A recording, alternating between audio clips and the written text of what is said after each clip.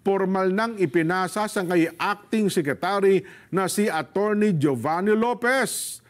TJ Mendoza, magbabalita.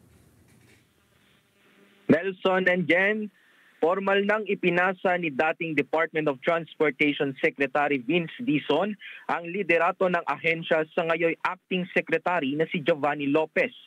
Sanay sa kalsada at makipagsalamuha. Yan ang binanggit ni Acting Secretary Lopez na pagkakapareho nila ni ngayoy Secretary ng DPWH, Secretary Dizon.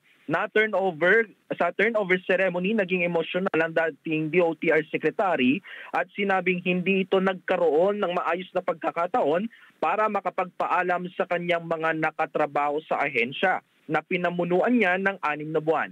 Pero sinabi naman ni Lopez na handa itong ituloy ang mga nasimulan ng ahensya. Wala namang binanggit na order of business si Lopez, pero sinabi nitong kasama sa mga dapat niyang gawin ay ang pagdalo sa mga nauna ng schedule ng dating kalihim. Matatanda ang formal nang nakapanumpa sa harap ng Pangulo si Lopez nung Lunes. Siya ay isang abogado at naninilbihan sa Transportation Department mula pa noong 2017. Bago ma-appoint na Acting Secretary, si Lopez ay nanilbihan din bilang Undersecretary ng Administration, Finance and Procurement ng DOTR. TJ Mendoza para sa Saganang Mamamayan. Salamat, TJ Mendoza. Ayan.